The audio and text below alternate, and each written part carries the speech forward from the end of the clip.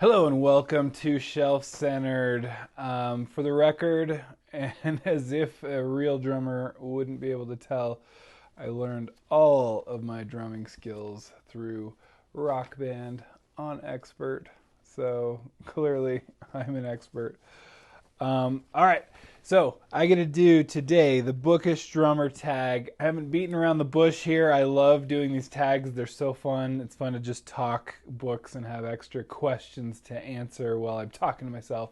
So I was tagged by Andrew's Wizardly Reads. I love Andrew. I love his channel. I can't get enough of it. And also the Bookish Drummer I also enjoy, and so it's fun to do the tag created by the Bookish Drummer and to go ahead and pass this on to other friends and booktubers afterwards. So without any further ado, a minute into this, the Bookish Drummer Tag number one. We've got drum roll, name a book with a great build up.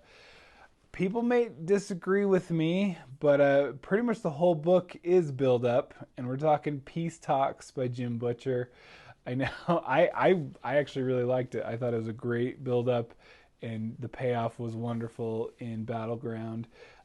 As much as my heart still hurts from a couple things that happened. So Peace Talks is pretty much all build up. I thought it was great. I thought it still was a great book. So anyway, let me know. Come on, I'll fight you. Let's do this. Number two, Downbeat. Name a book that made you sad or depressed. I actually listed a couple for this. One is, and I don't know, it's more like because it was so dark. Sandman by Neil Gaiman with the full cast and everything. It's so dark and there's so many dark things to it. It was a bit depressing, and I think I talked about in my review that when I'd first read the graphic novel, I was in a dark place because I was in law school, and that was probably the wrong thing to do in the wrong time, because I remember acknowledging how good the work was, while at the same time I was like, I cannot continue this because this will only get darker from here. The other one I wrote down, I'm just making fun of my past self, I guess, but I thought this was funny. Fire and Blood by George R. R. Martin, and it was mostly because I wasn't a huge fan of it. It was like my joke in my Goodreads review was, you know, the old adage, show don't tell. The real adage is, show don't tell unless you sell bajillions of copies of books, and then you do whatever the heck you want, apparently. So I just wasn't impressed because it was all show, and I get there's a level of mixing show and tell, but when it's just a history book, I had to do, I could only listen to it on audio to finish it, and still I debated giving up then even. So anyway, that was my depressing because of that, and because that was in place of Winds of Winter. Anyway, we can go into that, and I think I've talked about it before, and you can see my views on it. It's okay, but whatever. There's plenty else out there. At the same time, doesn't mean I need to care about it. All right, we're going really slow through this. Sorry. Number three, Upbeat. Name a book that made you happy. We're going from one extreme to the other. One that made me happy, and I keep mentioning, I keep bringing up over and over again, is Sufficiently Advanced Magic by Andrew Rowe. And in fact, the 10 Ways to Defeat a Demon King as well, because that was my first experience with Andrew Rowe. It was back in the day, back in my day, the Audible used to do, they just have you get to pick a couple out of these freebies for the month. And now it's just a whole catalog. But back in the day, you got to pick freebies, and that was one I would, whenever there was a freebie, there's always like a young adult or a middle grade novel, and I'd always grab that just because it was like maybe, on a car trip or something, we could listen to it with the kiddos. So I had just happened to grab this. I was like, not at all, it wasn't anything to it other than, hey, it's a young adult type thing that maybe my kids would like. And so it was actually my son and I. Well, actually, I think I'd started with the whole family, but it was my son and I that were really just deeply into the 10 Ways to Defeat a Demon King, and we just like couldn't. I mean, we finished the trip. We still had some left over, and I just remember we'd listen to it in bed before we went to bed, and we were just so into it. And we were like, "Oh my gosh, what if this?" And it was just a great way to talk and to bond with my son over a book, and so that just made me so happy. And then Sufficiently Advanced Magic is just, I remember just being just ecstatic every time I read it, just so happy. This is like, oh man, this is just a dream. This is so great with just everything about it. All right, number 4, Offbeat. Name a book that felt unique to you. I have a couple here. There's one that I keep mentioning a lot and one that I have not mentioned yet, but for different reasons. I figure, hey, the more the merrier for these prompts here. The one that I mentioned a lot is the Pilo Family Circus. I think I've brought it up a couple times now. It's so unique and weird. I mean, if you get really down to it, the plot is, I guess, somewhat, run of the mill, but the way that everything else interacts and everything, it's its own beast, and it's so good, and it's just so unique. I really liked it. The other one, and I don't hear hardly anyone talk about this, but it's Only Forward by Michael Marshall Smith. And I think one of the things is, I mentioned this in my Goodreads review on this one, there comes a point where you kind of are either in it or you're not, because the concept itself is just a little weird, to say the least. And I think if you've read it, which no one has, no, plenty of have, I guess, but not enough. But it's very unique. It is just this interesting concept of kind of multiverse-ish. Anyway, but Michael Marshall Smith, Only Forward, it's a unique one. I think it's worth just testing out what I'm talking about here. Number 5, Crescendo. Name a book that gets better as you read it. I think this is a little unfair, but this is actually, and I kind of am reading into this as you reread it even, but the Malazan series, Gardens of the Moon especially, as I reread that when I actually had some little bit of knowledge in there, it was, oh my gosh, it got better. And each book, I'm now rereading The Bone Hunters, and it's like candy, just jumping back into the world. I love it so much. And it just gets better as I read it. It gets better as I reread it, and it gets better, I'm sure, when I reread it again, because I won't be able to help myself. That's how much I love it. All right. Number 6, Decrescendo. Name a book that got worse as you read it. This is one I should have DNF'd. It's 900 pages, and I don't know why I suffered through it. Maybe, I guess, there was somewhat of a mystery, but it still was not worth the time. It was The Historian by Elizabeth Kostovo. Man, it was really, everyone was reading it at the time. It was really, everyone was talking about it. I just did not like it. And I think in this one and the next one I'm going to get to, because this led to the next one. So number 7, Drag. Name a book that dragged on and you couldn't get into, i.e. DNF'd.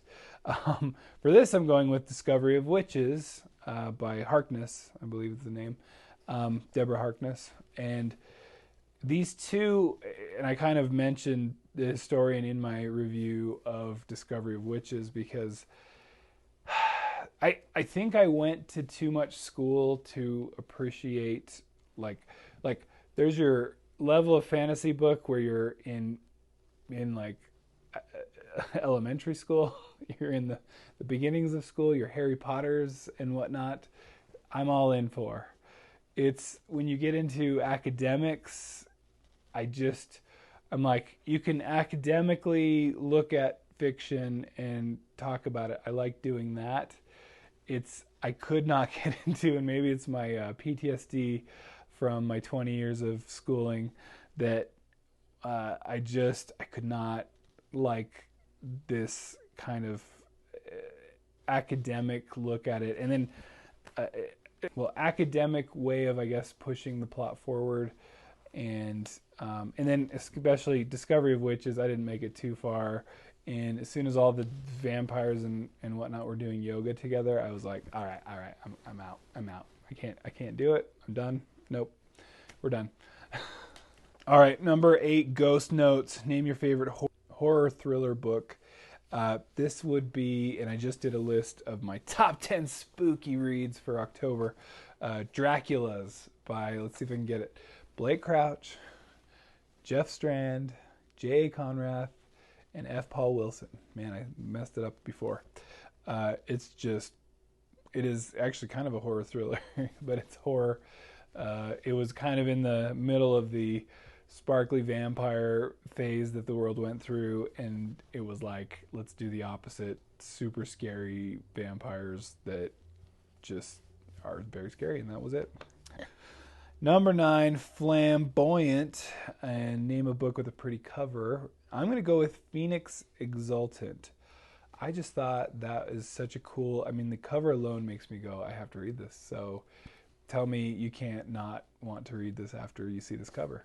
So, all right. Number 10, Resonance. Name a book that resonated with you. This one helps. I just was talking about it again, and it still resonates with me to this day. The Shadow of the Wind by Zafón. Anyway, Carlos Ruiz Zafón. Such a good. Oh my gosh, it's especially there's one main character that you'll just never forget. It's just unforgettable. Just what a cool. What a interesting character, very melodramatic and like hilarious, but at the same time like it's one of those like tells like truths through stories and just blathering on, but anyway, gets to the heart of things. I love that. Number 11, In the Pocket. Name a book with great pacing. There's actually a couple I was thinking, but I think I mentioned this in another video, but Matthew Woodring Stover is just, I think, the plot master, and his pacing is just so good. I was debating, Heroes Die probably qualifies for this, but Revenge of the Sith. It's one of those that I never thought, one, that I would really much enjoy a movie novelization, let alone have it be just an excellent, like, 5-star book. This was so good, and I think Revenge of the Sith was my favorite of the first 3, the prequels, anyway. But to have just what Stover did with it, I still am like, how did he do that with a story that was already told? And anyway, you got to try it out. It's worth it. Anyway, I don't know what more to say on that. Number 12, Drum Solo. Name a great SFF standalone. I did my list. I just his name A great, and I did a list of 10. I'm just going to name one of them and not even the number one that I did. But I'm going with Best Served Cold by Joey Abercrombie. Just Monza Mercado and the rest. Nico Mokoska. I keep messing that up every time. The quotes from that book, just Abercrombie's so quotable. Number 13, Drum Battle. Name an SFF book with great battle scenes. This one I debated being lame and counting Malazan again because it does. And I'm literally reading The Bone Hunters right now, and it's, oh my gosh, Egatan. Just anyway. But I'm actually not using that, even though I just cheated a little bit. Sword of Kaigan by Emma Wong. Really, like, just the things that were done in that book, from my emotions being all over the place to really good fight scenes. And anyway, excellently done. Number 14, Buzzworthy. Name a book you're excited to read. Well, one is, again, I keep throwing a couple in here. The God Is Not Willing, the newest Malazan. What am I gonna do? And I've been listening to the Malazan audiobook, and guess what? It says Malazan in it, not Malazan. So I'm just saying, I know you can just go, the author says Malazan, but the authorized audiobooks say Malazan, so what you gonna do, huh? I think I'm right. I'll fight you on it. I'm fighting. I'm pugnacious here today. Okay, book that I'm excited to read besides that is Bloody Rose. Bloody Rose by Nicholas Ames. Sequel to Kings of the Wild. I loved Kings of the Wild, and this is just one. It's one of those when I'm really excited about a sequel, I will put it off forever for some reason because I'm worried about not having more of that series to read. Does anyone else do that? It makes me crazy because I'm like, why don't you just read it? And then if you want, you can reread it. Anyway, seems pretty straightforward here. Okay, so I'm gonna tag a couple people because this is number 15, jam session, start a band. I want to name Circe's Reads, which is Ursi from Circe's Reads. I think that's how you pronounce your channel name. I don't know if this is allowed because I still claim to be new to tags, even though I've watched a ton of them. Can we tag commenters? And anyway, I want to tag Boiledjellyfish. I want to see what your comment, what you think about these. Anyway, I'm doing it. I don't know. It's probably not allowed, but I'm doing it. All right. Hey, thank you so much. Thanks for hanging out and tagging with me. Anyway, I feel like there's a bad graffiti joke in that, and I won't say it. I won't do it. I'm not going to go there. Anyway, hey, don't forget to like, subscribe, and hey, love you. Appreciate it. Bye.